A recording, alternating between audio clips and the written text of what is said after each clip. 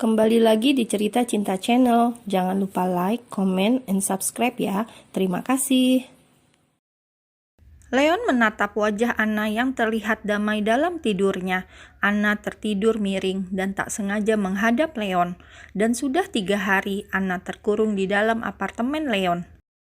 Cantik, gumam Leon tersenyum tipis.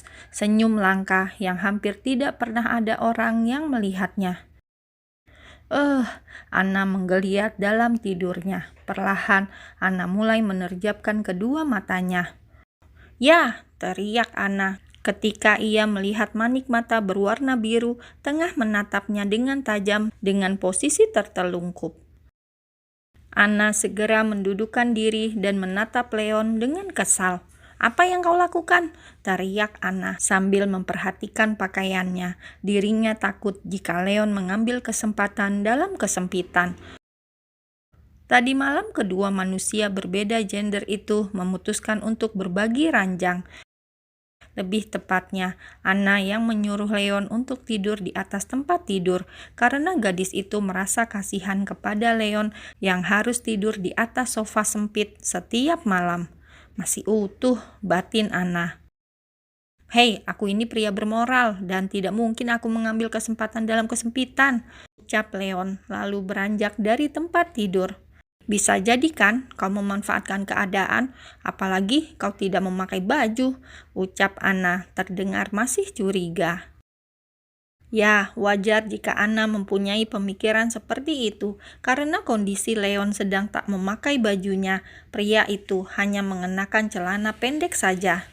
"Jika aku ingin, untuk apa aku tidak melakukannya sejak kemarin?" kesal Leon. "Benar juga ya," batin Anna. Leon tersenyum penuh arti ketika melihat wajah polos Anna. "Sudahlah, lebih baik kau segera mandi dan setelah itu buatkan aku sarapan dan juga kopi," ucap Leon kepada Anna, membuat gadis itu mendengus kesal. "Mie lagi," ucap Leon ketika melihat semangkok mie yang ada di hadapannya. "Dilarang protes," kesal Anna. "Hanya itu yang tersisa di kulkas. Aku rasa kita akan mati bersama di sini karena kelaparan," lanjut Anna lagi sambil membuang nafasnya dengan kasar. "Aku ikhlas jika mati bersamamu," ucap Leon mengulum senyum.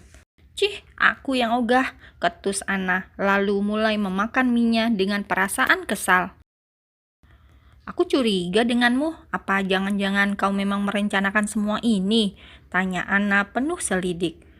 "Yang benar saja, apa kau tidak lihat kita terkurung di sini sudah 3 hari? Dari mana aku merencanakan ini semua?" jawab Leon dengan begitu tenang. Anna menyipitkan matanya dan menatap Leon dengan tajam. "Apa? Kenapa kau menatapku seperti itu?" tanya Leon lalu memakan mie-nya. "Aku tidak percaya denganmu." Anna menunjuk Leon dengan garpu yang ia pegang.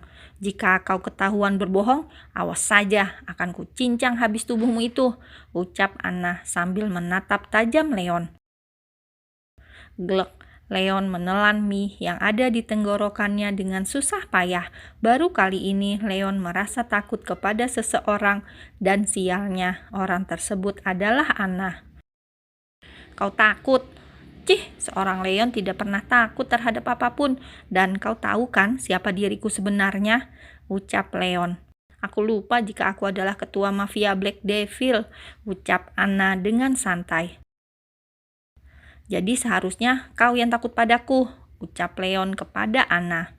"Kau tidak akan pernah menyakitiku, jadi untuk apa aku takut?" jawab Anna. "Percaya diri sekali," cibir Leon. "Jelas karena kau mencintaiku," ucap Anna keceplosan. "Maka dari itu terima cintaku," balas Leon dengan menatap Anna dengan tajam. "Aku tidak bisa," jawab Anna dengan cepat. "Kenapa?" "Karena..." Ceklek, belum selesai bicara ada seseorang yang memasuki apartemen Leon. "Leon, kau harus seger." Ucapan pria itu terhenti ketika melihat wanita yang duduk berhadapan dengan Leon di meja makan. "Dokter Anna? Tuan Ferdi?" ucap Anna terkejut, sedangkan Leon sudah mengusap wajahnya dengan kasar. "Tuan, bagaimana Anda bisa masuk ke dalam sini?" tanya Anna kepada Ferdi. "Tentu saja bisa, karena aku mempunyai kunci cadangannya," ucap Tuan Ferdi apa adanya. "What? Jadi pintu apartemen ini tidak rusak?" tanya Anna sambil menatap tajam Leon. "Rusak? Hahaha, Anda ini ada-ada saja. Mana ada apartemen semewah ini pintunya rusak?" ucap Ferdi sambil tergelak. "Sudah kuduga," batin Anna kesal. Kemudian tanpa mengatakan apapun, Anna beranjak dari tempat duduknya dan mengambil jasnya yang ada di dalam kamar Leon. "Anna, aku bisa menjelaskannya." Leon mengejar Anna yang sudah akan membuka pintu apartemen. "Jelaskan apa, hah?" bentak Anna. "Kau sangat brengsek," bentak Anna lagi. Kemudian ia segera keluar dari apartemen tersebut tanpa mendengarkan teriakan Leon yang mengejarnya. "Hah!" kesal Leon sambil menarik rambutnya frustasi. "Sepertinya aku datang tidak tepat waktu," ucap Ferdi sambil menepuk pundak Leon. "Sekarang apa yang ingin kau katakan?" kesal Leon. "Wow, kau marah kepada ayahmu?" tanya Ferdi. "Sorry," ucap Leon dengan sesal. "Kita bicarakan di dalam," ucap Ferdi. Kemudian kedua pria itu memasuki apartemen lagi untuk membicarakan sesuatu yang penting. Sedangkan Anna yang sudah di dalam taksi terus mengumpati Leon. "Dasar brengsek," umpat Anna entah sudah berapa kali. Tak berselang lama, taksi yang ia naiki sampai di depan rumah megah. Kemudian Anna turun dari taksi tersebut dan menyuruh supir taksi menunggunya sebentar karena ia harus mengambil uang dulu untuk membayar ongkosnya. "Wah, hebat ya, 3 hari tidak pulang ke rumah," ucap saudari tiri Anna yang berdiri di ambang pintu sambil melipat kedua tangannya di dada dan menatap Anna dengan sinis. Anna tidak memperdulikan ucapan saudari tirinya. Kemudian ia menuju paviliun di mana ia tinggal selama ini. Ya, ia diasingkan oleh keluarganya sendiri karena ia terlahir dari istri kedua sang ayah. Dia dianggap pembawa sial. Setelah mengambil uang dan menyerahkannya ke supir taksi, Anna kembali ke dalam paviliun yang ada di belakang rumah tersebut. Paviliun kecil yang menjadi saksi kesendiriannya selama ini. Anna menghembuskan nafas lelahnya. Kemudian ia menuju kamar mandi untuk membersihkan diri. Setelah ia selesai membersihkan diri, ia keluar dari kamar mandi dan dikejutkan dengan kehadiran sang ayah dan ibu tirinya yang tengah menatapnya sinis. "Ayah, ibu," lirih Anna. "Dari mana saja kau?" bentak ibu dan menatap tajam Anna. "Bu, tanya baik-baik," tegur sang ayah. Tapi istrinya seperti tidak mendengarkan perkataannya. "Aku, plak, memalukan," bentak ibu tirinya sambil menampar pipi Anna. "Apa salahku?" lirih Anna sambil memegang pipinya yang terasa panas. Sang ayah hanya bisa menatap anaknya dengan merasa iba tanpa melakukan apa-apa. "Karena kau anak haram.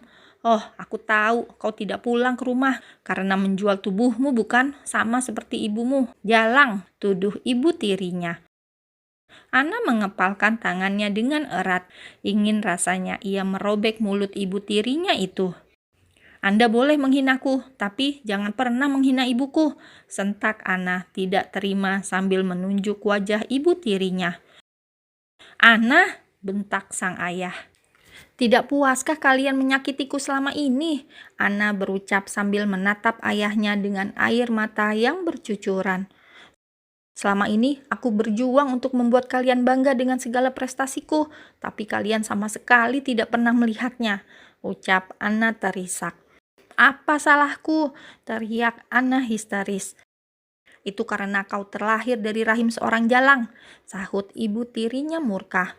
"Kau sangat menjijikkan seperti seekor anjing di jalanan. Setiap melihatmu, aku ingin sekali mencekik lehermu. Masih bersyukur aku mau merawat anjing yang menjijikkan seperti dirimu," ucap ibu tirinya tak berperasaan, membuat tubuh Anna luruh ke lantai. "Hentikan!" sentak ayah, kemudian merengkuh pundak putrinya dan menenggelamkan ke dalam pelukannya.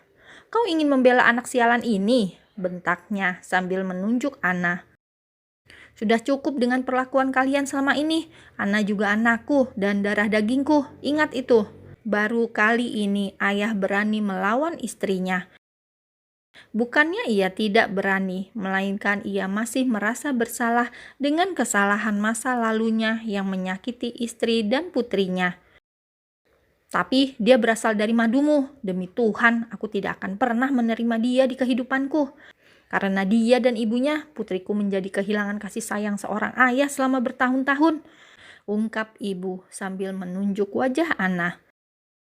"Semua karena kesalahanku, jadi mulai saat ini jangan pernah menyalahkan ataupun menyakiti Anna. Semua ini salahku," bentak ayah dan menatap tajam istrinya. "Oh, jadi kau sudah berani membelanya?" ucap ibu menatap sinis suaminya. "Kita bercerai," ucap ibu, lalu pergi meninggalkan paviliun itu dengan perasaan kesal dan emosi. "Ayah, maafkan Anna." Gadis itu terisak di pelukan ayahnya. Ayah yang seharusnya meminta maaf karena ayah selama ini selalu diam. "Ini bukan salahmu, tapi salah ayah," ucap ayah lalu mengusap air mata putrinya. Putri yang selama ini ia abaikan karena keegoisan istri pertamanya. "Tapi bagaimana jika ibu bersungguh-sungguh dengan ucapannya?" tanya Anna cemas. "Kau tidak perlu cemas dan sekarang istirahatlah," ucap ayah, lalu segera pergi dari paviliun tersebut. Anna terisak di dalam kesendiriannya. "Jika aku boleh memilih, aku tidak ingin terlahir di dunia ini," ucap Anna terisak.